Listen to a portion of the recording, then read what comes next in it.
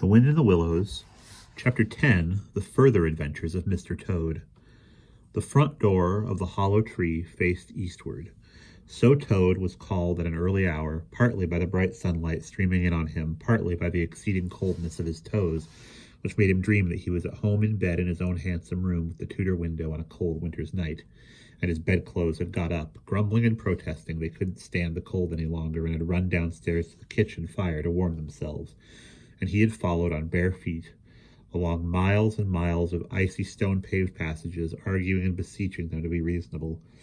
He would probably have been aroused much earlier, but he had not slept for some weeks on straw. Had he not slept for some weeks on straw over stone flags, and almost forgotten the friendly feeling of thick blankets pulled up well round the chin. Sitting up, he rubbed his eyes first and his complaining toes next, wondered for a moment where he was, looking round for familiar stone wall and little barred window. Then, with a leap of heart, remembered everything. His escape, his flight, his pursuit remembered. First and best thing of all, that he was free. Free, the world and the thought alone. The word and the thought alone were worth 50 blankets. He was warm from end to end as he thought of the jolly world outside, waiting eagerly for him to make his triumphal entrance, ready to serve him and play up to him, anxious to help him and keep him company, as it always had been in days of old before misfortune fell him.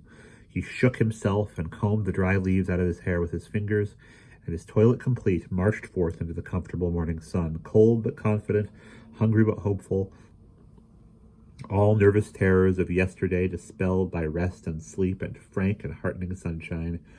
He had the world all to himself that early summer morning. The dewy woodland, as he threaded it, was solitary and still. The green field that succeeded the trees were his own to do as he liked with. The road itself, when he reached it, in that loneliness that was everywhere, seemed like a stray dog to be looking anxiously for company. Toad, however, was looking for something that could talk and tell him clearly which way he ought to go. It is all very well when you have a light heart and a clear conscience and money in your pocket and nobody scouring the country for you to drag you off to prison again, to follow where the road beckons and points, not caring whither. The practical Toad cared very much indeed, and he could have kicked the road for its helpless silence when every minute was of importance to him. The reserved rustic road was presently joined by a shy little brother in the shape of a canal, which took its hand and ambled along by its side in perfect confidence, but with the same tongue-tied, uncommunicative attitude toward strangers. "Bother them!" said Toad to himself. "But anyhow, one thing's clear. They must both be coming from somewhere and going to somewhere. You can't get over that, Toad, my boy." So he marched patiently by the water's edge. Round a bend in the canal came plodding a solitary horse, stooping forward as if in anxious thought. From rope traces attached to his collar stretched a long line, taut but dipping with his stride, the further part of it dipping pearly drops. Toad let the horse pass and stood waiting for what the fates were sending him. With a pleasant swirl of quiet water at his blunt bow, the barge slid up alongside of him, its gaily painted gunwale leveled with the towing path. Its sole occupant, a big stout woman wearing a linen sunbonnet, one brawny arm laid along the tiller. "A nice morning, ma'am," she remarked to Toad as she drew up level with him. "I dare say it is, ma'am," responded Toad politely, as he walked along the towpath abreast of her. "I dare say it is a nice morning to them that's not in sore trouble like what I am. Here's my merry daughter." Okay. So this is... "Here's my merry daughter. She sends off to post-haste to come to her at once, so off I comes, not knowing what may be happening or going to happen, but fearing the worst, as you will understand, ma'am, if you're a mother too. And I've left my business to look after itself. I'm in the washing and laundering line, you must know, ma'am, and I've left my young children to look after themselves, and a more mischievous and troublesome set of young imps doesn't exist, ma'am. And I've lost all my money, and lost my way, and as for what may be happening to my married daughter, why, I don't like to think of it, ma'am." "And where might your married daughter be living, ma'am?" asked the barge woman. "She lives near the river, ma'am," replied Toad, "close to a fine house called Toad Hall, that's somewheres hereabouts in these parts. Perhaps you may have heard of it." "Toad Hall? Why, I'm going that way myself," replied the barge woman. "This canal joins the river some miles further on, a little above Toad Hall, and then it's an easy walk. You come along in the barge with me, and I'll give you a lift." She steered the barge close to the bank, and Toad, with many humble and grateful acknowledgments, stepped lightly on board and sat down with great satisfaction. "Toad's luck again," thought he. "I always come out on top." "So you're in the washing business, ma'am," said the barge woman politely as they glided along. "And a very good business you've got, too, I dare say, if I'm not making too free in saying so." "Finest business in the whole country," said Toad airily. "All the gentry come to me, wouldn't go to anyone else if they were paid. They know me so well. You see, I understand my work thoroughly and attend to it all myself, washing, ironing, clear starching, making up gents' fine shirts for evening wear. Everything is done under my own eye."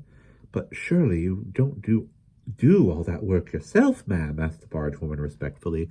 "Oh, I have girls," said Toad lightly. 20 girls or thereabouts, always at work, but you know what girls are, ma'am. Nasty little hussies, that's what I call 'em." "So do I," said the barge woman with great heartiness. "But I dare say you set yours to rights, the idle trollops. And are you very fond of washing?" "I love it," said Toad. "I simply dote on it. Never so happy as when I have got both arms in the wash-tub. But then it comes so easy to me. No trouble at all. A real pleasure, I assure you, ma'am." "What a bit of luck meeting you," observed the barge woman thoughtfully. "A regular piece of good fortune for both of us." "Why, what do you mean?" asked Toad nervously. "Well, look at me now," replied the barge woman. "I like washing too, just the same as you do, and for that matter, whether I like it or not, I have got to do all my own, naturally, moving about as I do. Now my husband, he's such a fellow for shirking his work and leaving the barge to me that never a moment do I get for seeing to my own affairs. By rights, he ought to be here now, either steering or attending to the horse, though luckily the horse has sense enough to attend to himself. Instead of which, he's gone off with the dog to see if they can pick up a rabbit for dinner somewhere. Says he'll catch me up in the next lock. Well, that's as may be. I don't trust him once he gets off with that dog, who's worse than he is. But meantime, how am I to get on with my washing?" "Oh, never mind about the washing," said Toad, not liking the subject. "Try and fix your mind on that rabbit. A nice fat young rabbit, I'll be bound. Got any onions?" "I can't fix my mind on anything but my washing," said the barge woman. And I wonder you can be talking rabbits with such a joyful prospect before you. There's a heap of things of mine you'll find in a corner of the cabin. If you'll just take one or two of the most necessary sort, I won't venture to describe them to a lady like you, but you'll recognize them at a glance, and put them through the wash-tub as we go along. Why, it'll be a pleasure to you, as you rightly say, and a real help to me. You'll find a tub handy, and soap, and a kettle on the stove, and a bucket to haul up water from the canal with. Then I shall know you're enjoying yourself instead of sitting here idle, looking at the scenery and yawning your head off." "Here, you let me steer," said Toad, now thoroughly frightened, "and you can get on with your washing your own way. I might spoil things or not do 'em as you like. I'm more used to gentlemen's things myself. It's my special line." "Let you steer?" replied the barge woman, laughing. "It takes some practice to steer a barge properly. Besides, it's dull work, and I want you to be happy. No, you shall do the washing you are so fond of, and I'll stick to the steering that I understand. Don't try and deprive me of the pleasure of giving you a treat." Toad was fairly cornered. He looked for escape this way and that, saw that he was too far from the bank for a flying leap, and sullenly resigned himself to his fate. "If it comes to that," he thought in desperation, "I suppose any fool can wash." He fetched tubs, soap, and other necessaries from the cabin, selected a few garments at random, tried to recollect what he had seen in casual glances through laundry windows, and set to. A long half-hour passed, and every minute of it saw Toad getting crosser and crosser. Nothing that he could do to the things seemed to please them or do them good. He tried coaxing, he tried slapping, he tried punching. They smiled back at him out of the tub, unconverted, happy in their original sin. Once or twice he looked nervously over his shoulder at the barge woman, but she appeared to be gazing out in front of her, absorbed in her steering. His back ached badly, and he noticed with dismay that his paws were beginning to get all crinkly. Now Toad was very proud of his paws. He muttered under his breath words that should never pass the lips of either washerwomen or toads, and lost the soap for the 50th time. A burst of laughter made him straighten himself and look round. The barge woman was leaning back and laughing unrestrainedly till the tears came to her eyes. "I've been watching you all this time," she gasped. "I thought you must be a humbug all along, from the conceited way you talked. Pretty washerwoman you are. Never was so much as a dishclout in your life, I'll lay." Toad's temper, which had been simmering viciously for some time, now fairly boiled over, and he lost all control of himself. "You common, low, fat barge woman," he shouted. "Don't you dare talk your betters like that, washerwoman, indeed. I would have you know that I am a toad, very well-known, respected, distinguished toad.